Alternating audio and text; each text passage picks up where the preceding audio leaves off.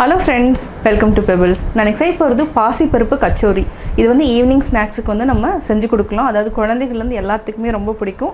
இது வந்து என்னென்னா டிஃப்ரெண்ட் டேஸ்ட் இருக்கும். ஏன்னா இது கூட சீரகம் தனியா வந்து இன்னும் அப்படியே முழுசாக நம்ம போடணும். இலை இல்லை, தனியா விதை வந்து நம்ம ஆட் பண்ண போகிறோம். இது கூட சோம்பு, பாசி பருப்பு வந்து கொஞ்சம் கொரன்னு அரைச்சிட்டு நம்ம யூஸ் பண்ண போகிறோம். வாங்க எப்படி செய்கிறதுன்னு பார்க்கலாம்.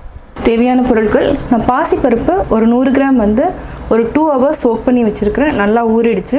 இது கூட அரை டீஸ்பூன் மிளகாத்தூள், ஒரு பச்சை மிளகாயை சின்னதாக கட் பண்ணி வச்சுருக்கேன். சீரகம் அரை டீஸ்பூன் எடுத்துக்கலாம். பெருங்காயம், கரம் மசாலா, தனியா வந்து அரை டீஸ்பூனை வந்து நான் தட்டி வச்சுருக்கிறேன். இது கூட அரை டீஸ்பூன் சோம்பு. இது கூட நம்ம கடலை மாவும் நம்ம யூஸ் பண்ண போகிறோம். கடலை மாவு வந்து ஒரு 2 டேபிள் ஸ்பூன் அளவுக்கு நம்ம ஆட் பண்ணிக்கலாம். இதை வந்து என்னென்னா உள்ள ஸ்டஃபிங்காக செய்ய போகிறோம். மேல் மாவு என்னங்கிறத பார்க்கலாம். கச்சோரிக்கு மேல் மாவு நம்ம வந்து ஒன்றும் மைதா மாவு மட்டும் எடுக்கலாம். நான் வந்து என்ன பண்ணியிருக்கிறேன்னா ஒரு கப் அளவுக்கு கோதுமை மாவு எடுத்துருக்கிறேன். 1/4 கப் அளவுக்கு மைதா மாவு. இது கூட ஒரு அரை டீஸ்பூன் ஓமம் எடுத்துக்கலாம். தேவையான அளவு உப்பு. இது கூட நம்ம எண்ணெய் ஊற்றி கொஞ்சமாக பிசைஞ்சு, அதாவது டைட்டாகவும் இருக்கக்கூடாது, மாவு ரொம்ப லூஸாகவும் இருக்கக்கூடாது, கொஞ்சம் மீடியமாக இருக்கணும். இப்போ எப்படி செய்கிறதுன்னு பார்க்கலாம். நம்ம ஆல்ரெடி வந்து ஓமம் உப்பு வந்து ஆட் பண்ணிட்டேன். இது கூட கோதுமை மாவு, கொஞ்சமாக மைதா மாவு. நம்ம மைதா மாவு கோதுமை மாவு ஆட் பண்ணிட்டோம். இது கூட ஒரு 1 டேபிள் ஸ்பூன் அளவுக்கு எண்ணெய் விட்டுக்கலாம். நெய் தேவையில்லை, எண்ணெயே போதும். எண்ணெய் போடுறதுனால என்ன யூஸ்னால் நல்லா கிறிஸ்பியாக வரும் கச்சோரி. மேல் மாவு, அதாவது மேல் மாவு வந்து நல்லாயிருக்கும் சாப்பிட்றதுக்கு. ரொம்ப நேரம் வரைக்கும் நம்ம வச்சுக்கலாம். இது நல்லா அழுத்தம் கொடுத்து பிசைஞ்சுக்கோங்க. நல்லா ஆயில் மிக்ஸ் ஆகிடுச்சு. இப்போ கொஞ்சம் கொஞ்சமாக தண்ணி விட்டு பிசைஞ்சிக்கலாம். நான் 1 டம்ளர் எடுத்துருக்கிறேன். இப்போ ஒரு அரை டம்ளர் அளவுக்கு தண்ணி தேவைப்படும். இன்னுமே கொஞ்சம் தண்ணி ஊற்றணும். மாவு ரொம்ப டைட்டாகவும் இருக்கக்கூடாது, லூஸாகவும் இருக்கக்கூடாது. கொஞ்சம் கரெக்டான மீடியம் பதத்தில் பிசைஞ்சு வச்சுக்கலாம். இன்னும் ஒரு கொஞ்சமாக தண்ணி விட்டுக்கலாம். மாவு நல்லா இந்த மாதிரி பிசைஞ்சுக்கோங்க. இதுக்கு மேலே நம்ம தண்ணி ஊற்ற வேண்டாம். இப்போ ஆல்மோஸ்ட்டு பார்த்திங்கன்னா அரை டம்ளர் அளவுக்கு தண்ணி அதாவது 100 ml தண்ணி ஊற்றிருக்கோம். நல்லா மாவு பிசைஞ்சிட்டோம். இது வந்து காயாமல் இருக்கிறதுக்கு நம்ம ஒரு துணி போட்டு மூடி வச்சுக்கலாம். இப்போ நம்ம ஸ்டஃபிங் வந்து ரெடி பண்ணிடலாம். இது தனியாக எடுத்து வச்சுக்கலாம். நம்ம ஃபஸ்ட்டு பாசிப்பருப்பில் இருக்கிற தண்ணியை வந்து வடிச்சிட்டு மிக்சியில் வந்து கொரன்னு அரைச்சி எடுத்துக்கலாம். ஃபஸ்ட்டு பாசிப்பருப்பை போட்டுக்கலாம் மிக்சியில். இது வந்து நம்ம தனியாக வேக வச்சு எடுக்கலாம். வேக வச்சுன்னா கொஞ்சம் கொலன்னு ஆயிரும். அதனால் நம்ம மிக்சியில் அடிச்சுட்டு லைட்டாக வந்து நம்ம வதக்கிட்டாலே போதும். ஸ்டஃபிங் வந்து ரெடி ஆயிரும். நம்ம இந்த மாதிரி அரைச்சிக்கணும். அதாவது கொரன்னு இருக்கணும். முழு பருப்பு இருந்தாலும் ஓகே. கடாய் வச்சுக்கலாம். 2 டேபிள் ஸ்பூன் அளவுக்கு எண்ணெய் விட்டுக்கலாம். எண்ணெய் நல்லா காயிட்டும். ஃபஸ்ட்டு வந்து பெருங்காயம், சீரகம் இது ரெண்டையுமே போட்டுக்கலாம். சோம்பு, தனியா விதை, இதை வந்து நான் வந்து லைட்டாக க்ரஷ் பண்ணியிருக்கேன். இது வந்து ஃப்ளேவருக்காக நம்ம ஆட் பண்ணுறோம். ஒரு சிலருக்கு இஞ்சி பிடிக்கனாலும் இஞ்சியும் ஆட் பண்ணிக்கலாம். பச்சை மிளகாய் நல்லா ஃப்ரை ஆகட்டும். நல்லா வாசம் வர ஆரம்பிச்சிருச்சு.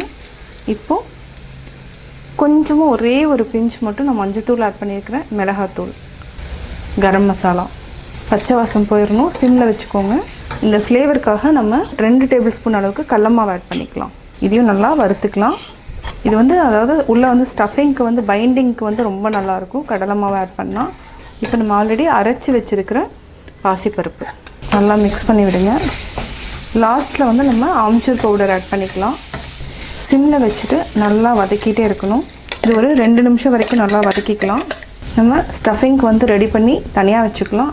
அதுக்கப்புறம் நம்ம குட்டி குட்டி உருண்டைகளாக போட்டுட்டு தேய்ச்சிட்டு உள்ளே வந்து ஃபில்லிங் பண்ணிவிட்டு நம்ம டீப் ஃப்ரை பண்ணிக்கலாம். நல்லா ஃப்ரை பண்ணிட்டோம். இப்போ வந்து சாட் மசாலா இல்லைன்னா ஆம்ச்சூர் பவுடர், இந்த 2ல் எது வேணாலும் நம்ம போட்டுக்கலாம். இன்னும் இதில் வந்து உப்பு வந்து நம்ம ரொம்ப கம்மியாக தான் போட்டிருக்கிறோம். சாட் மசாலா கொஞ்சம் போட்டுக்கலாம். இதில் வந்து ஆல்ரெடி சால்ட் இருக்குது. இதுக்கு கரெக்டாக 1 டேபிள் ஸ்பூன் அளவுக்கு நான் ஆட் பண்ணியிருக்கேன். நல்லா மிக்ஸ் பண்ணிவிட்டு கேஸ் ஆஃப் பண்ணிக்கலாம்.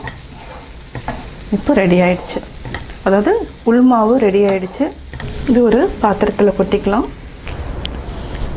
இப்போது மாவு எடுத்துக்கலாம்.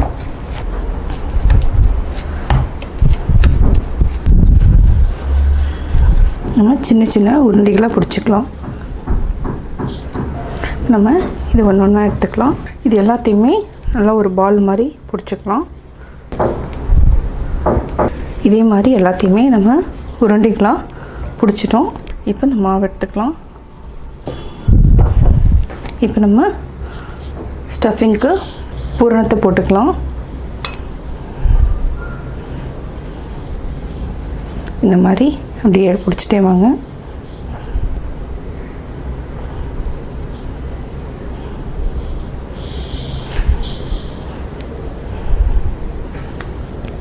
ஏர் இல்லாமல் பார்த்துக்கணும். பொறுமையாக பண்ணணும். ஒரே மாதிரி ஈவனாக பண்ணிக்கலாம். ஓகே, இப்போ கச்சோரி நம்ம இந்த மாதிரி செஞ்சு வச்சுக்கலாம். எல்லா உருண்டைகளையும் ஸ்டஃபிங் உள்ளே போட்டுட்டு நம்ம செஞ்சு வச்சுக்கலாம்.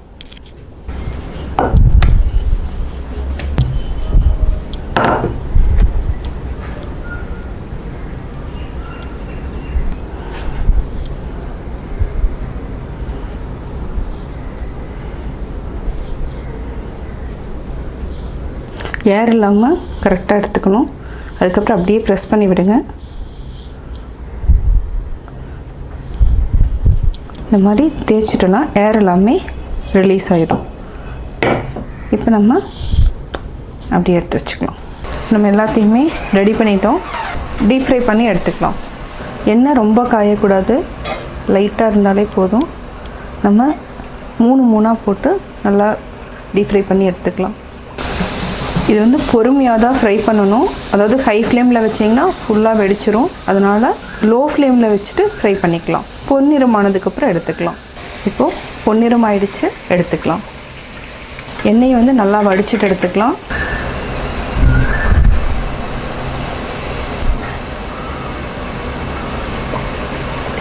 மூணா போட்டு எடுத்துக்கலாம். பொன்னிறம் ஆயிடுச்சு, இப்போ எடுத்துக்கலாம்.